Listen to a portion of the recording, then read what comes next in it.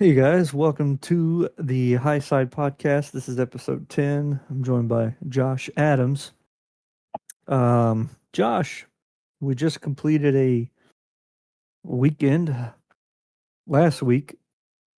Kyle Larson attempted the double again, but unfortunately, he wasn't able to actually complete either race. But I think he wrecked on lap 92 in the Indy 500. That was his second attempt at the Indy 500. And then in the Coke 600, he made it to lap 246, totaling 599 miles out of the 1100 that he was aiming for. Yeah, it Um, was pretty unfortunate for him. He didn't even make the full distance to the Coke 600. He stopped right at 599. yeah, that's got to be quite annoying. A lot of conversation had come up because of this. Now, we're all human.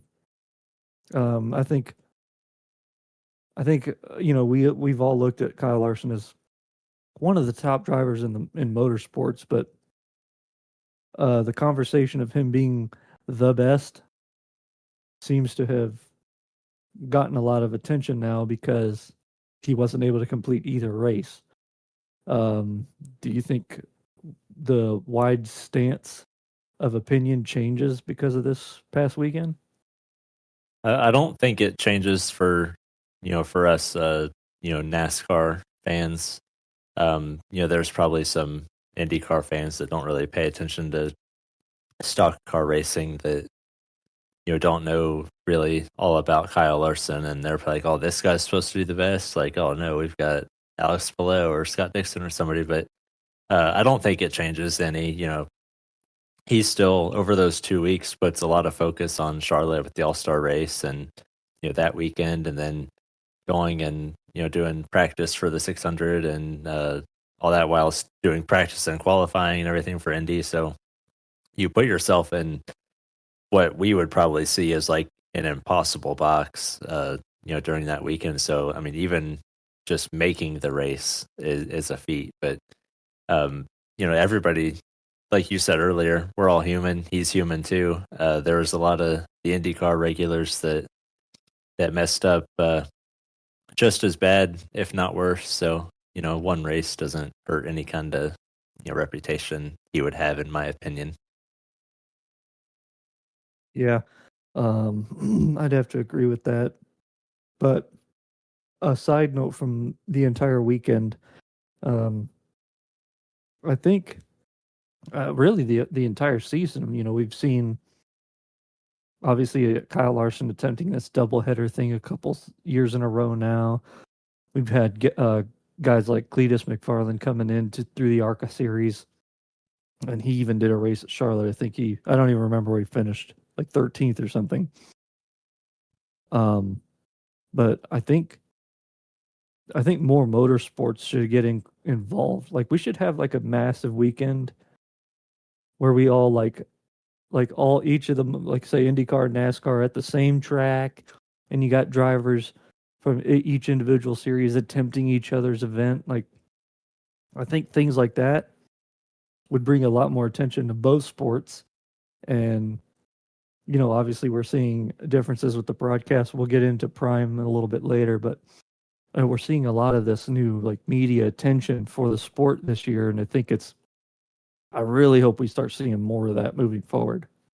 Yeah, I agree. I think if drivers and teams had a chance to focus on one car for a week or a weekend instead of two, and they would maybe kind of, I know there's tradition, obviously the traditions, Sunday to run the Indy 500 and the Coke 600, but I almost think it would be cool if if maybe they tried the Coke 600 on the actual Memorial Day one year and did Monday Night NASCAR. I know that was a big deal when they did that a handful of years ago for the Daytona 500. I think it had some of the biggest ratings it's ever had. And I think if they did something like that, we may even see an IndyCar driver or two attempts to come over and run NASCAR if you didn't have to try and cram the end of that race into traveling to, a completely different state in just a matter of hours and jumping in a unfamiliar car or something. Like even for Kyle Larson, that's really tough. Yeah, no kidding. And I also would think that'd be a cool thing to see Monday night racing. I don't know that I've ever seen it outside of like Daytona bleeding into the night and then running on the next day. But like a scheduled event on Monday, especially like Memorial Day, that would be so badass to see. Yeah, I think it'd be pretty cool to try at least once. Like most of the country has the day off anyway. Obviously, running the longest race of the season, you know, going into Tuesday, but I still think it'd be cool to give the Indy 500 Sunday and the Coke 600 Monday. Just don't really try and they're not in competing time slots, but for a legitimate double attempt, it would make it a lot easier, less stressful. Yeah. Josh, I actually um was kind of curious because I know you and I kind of sat and watched the end of this race together, uh, talking about the Coke 600. But what was your opinion on having Amazon Prime broadcast that race? Yeah, I think more than anything, it was just I think for most people, really probably everybody, it was a breath of fresh air. I think we've all complained about Fox and maybe even other networks. Like it just doesn't seem like they give the race weekends as much of the time of day anymore as they used to when we had pre and post race shows, and then kind of actual captivating broadcasts throughout the race. Something I don't feel like we've seen in a while, but it could just be that it was their first one, which I doubt, but um, really, in my opinion, the Coke 600 wasn't stellar, but I think the broadcast, like the commentary team, and just everything being looking really good and sounding really good, like I think that makes the race itself better, even if we can tell it wasn't great. It wasn't a snoozer by any means, but I think just having a really good, captivating broadcast that you like listening to makes the race itself better. I don't know if you agree with that or not. Yeah, no, I definitely agree. I mean, even if we're sitting there watching the 2012 uh chase race at Talladega when they're like four wide the entire way through the field, if we had some kind of like a golf tournament announcer announcing that thing, I think we'd all be sleeping. So it's nice to have guys in there that have that energy and the knowledge that can like reel us in and kind of focus on anything. If you if you're able to get guys like even if the race is single file, but they can tell the viewer every little thing that's going on, like showing us pit crew stuff, talking about how the air works around the cars, temperature, track temps, wind speeds. I mean, there's a lot more to, as they say, driving in circles than it is just turning left. I mean, if you have a broadcast team that can provide that knowledge, that's that's going to pay dividends, I think, in the end. Yeah, and I love Adam Alexander as the play-by-play guy. He sounds good for TV, and then Dale Earnhardt Jr. and Steve Letarte work really good together. But I don't think there's anybody that loves the sport of NASCAR more than Dale Earnhardt Jr. I think he's the best there is nowadays at just painting the picture for the viewers. Yeah. And, a lot of people, well, I've heard about a lot of positive feedback. Apparently, there was negative feedback too online, but I didn't see that personally. But for the most part, I've seen positive feedback, um, that it was better even than Fox and all those other TV networks. Even Larry Mack had said that claiming Prime is better is like comparing apples to oranges, being that they're a network on television and Prime is a subscription based service. So, what do you think about that? Yeah, I think he makes a valid point. The network TV like Fox or CW, NBC, like they put on a 4 hour, 5 hour time slot, and then then it's on to the next potentially live show or just scheduled show or sporting event, whatever. So like they're having to get time in, so they don't always have time for extended post race or something. They'll maybe extend it a little bit if they finish early, but he the point he makes is that they're usually like a NASCAR race on a Sunday has to go off pretty quickly because they go like straight into NHRA or something. But on Mhm. a streaming service, Prime, I guess they probably just get to end whenever they want. And a 1+ hour or whatever post race show that Prime had its first race out, I don't think we've seen that in a very long time. Yeah, I think moving, like, if it's even possible to move NASCAR to being a subscription based or being on a subscription based platform is probably the best thing for the sport that you can have. Putting attention on all these other drivers, um, you know, seeing all these pre-race show and the post-race show, uh, even their little highlight reel. I mean, you can get caught up on the race. I think you pulled it up at one point, and it was like 4 minutes in, and I got to get caught up on all 300 laps that I missed. Yeah, it's pretty cool what they did. But one other thing about the post race is what's really cool is like we were, like you said, we were watching it together, and when they started setting it up and they pulled in another chair for a driver, and we probably all thought it was going to be Russ Chastain. He just wins the race. But no, they brought in like Christopher Bell or somebody. Like they had time just to talk to pretty much everybody. So it's cool when like everybody has a favorite driver. Like when you have an opportunity to kind of hear a more in-depth version of your favorite driver's race rather than just some 30-second interview on pit road. Yeah, we get a lot more insight from the drivers that way too. And I mean, speaking of Ross Chastain, I don't think that whole organization could have written that weekend any better. Having had crashed in, was it practice? I think it was, and It, yeah, starting from the rear. yeah, it might have been. I can't remember if it was practice or qualifying, but yeah, he had to start 40th, shotgun on the field, and it took him almost all 600 miles. Like he didn't show up until the last 50 laps or so around that last pit stop. But he was really good when it counted, and I think the track and everything might have changed in his car's favor, and he drove William down, who looked like he had the race won for a long time. Um, and it was pretty impressive by him to not only run him down but be able to make the pass for the win. Yeah, Ross Chastain, and really a lot of drivers that you see like that were up there in the top 10 at the end of that race. Hell, even guys who didn't finish top, what Hocevar. Granted, he blew the engine, but like he was up there for battling for second on one of the restarts.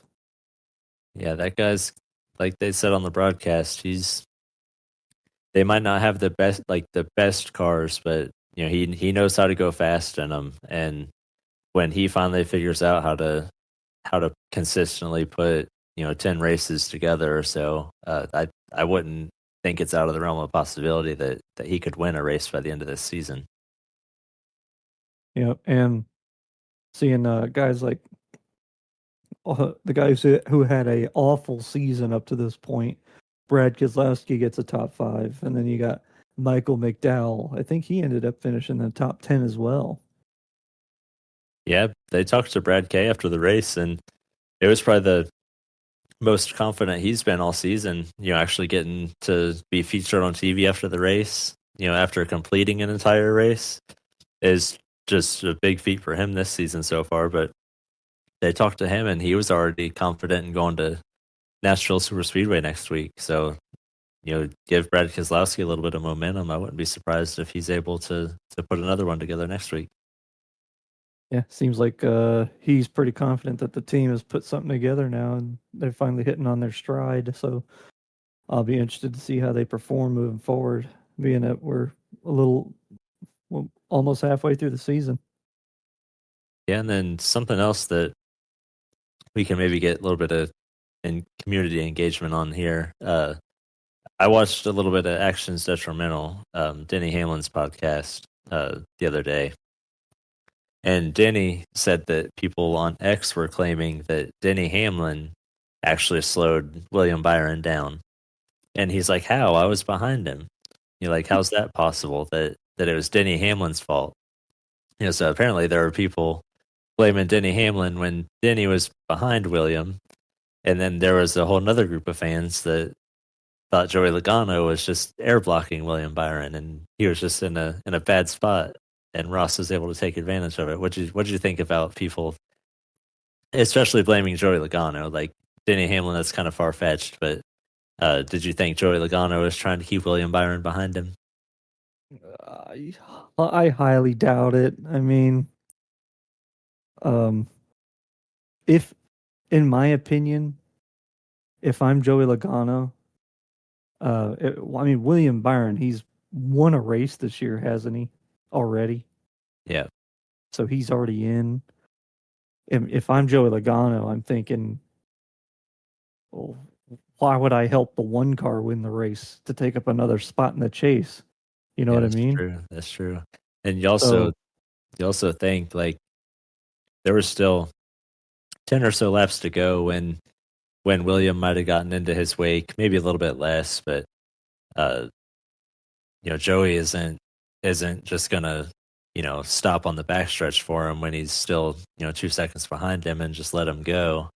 And, William never even got close enough to make any kind of move on him. But I don't think we blame any driver, even when it's 10 to go, for not exactly pulling over when, a caution comes out there and who knows who's pitting, who's not. Logano could have been on some kind of strategy to steal a top 10.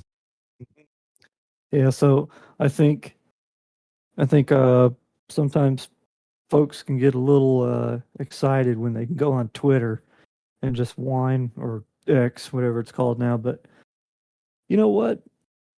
With how good NASCAR's been looking this year, if people want to go on there and complain about a driver, even if I don't agree with it, it's it's more hashtag NASCAR. So Yeah, the race is, even like I said earlier, even if it's not the best race, the product has done its job. If people are talking and they're not just complaining about the race car, like if they're complaining about other drivers messing drivers up, that's one thing. But at least we weren't blaming the car. yeah. So all in all, I think last week was a really good weekend, not only for NASCAR but for motorsports in general. And I think for the NASCAR fan, you've got to be really excited, especially in this. I don't have this in our notes, but apparently NASCAR brought up the horsepower topic again, and they're the ones that brought it up, not the fans. Yeah, I did see that. So maybe we'll get surprised one of these weeks, or maybe they'll announce something just for next season. But I did see that it's pretty intriguing to figure out what they might be potentially planning and when. Yeah, I'm excited to see where we go from here. So far, so good. NASCAR seems to be on an incline, so I'm excited, man. Let's see what happens. I wish I could watch more of these races if I wasn't working, but if we keep getting these little Amazon highlight reels, I'll take it Yeah, like you said, we can get you caught up in 4 minutes or less every Sunday. every Sunday, man. It's on Prime. We're not sponsored, but it's on Prime. That's right. Hey, Amazon. That's what Dale Jr. says. He's in the Chevy with Steve Latari. It's on Prime. All right, guys. Well, I appreciate everyone tuning in for this one. Um, Me and Josh are gonna go grab a beer or something. So Check us out on social media. I'm sure it's all in the description. I'm not sure what these guys do after I get done talking into a microphone, but I'm sure it's going to be all down there. Follow Josh. He just won the race at Charlotte NAOR. Shout out to them. Yeah. Anything else, Josh? I think we hit it all, but I don't think we're going to be having that beer on Broadway, unfortunately, in Nashville next week. Yeah, probably not. I don't drink much alcohol, so. All right, guys. You take care. Have a good one.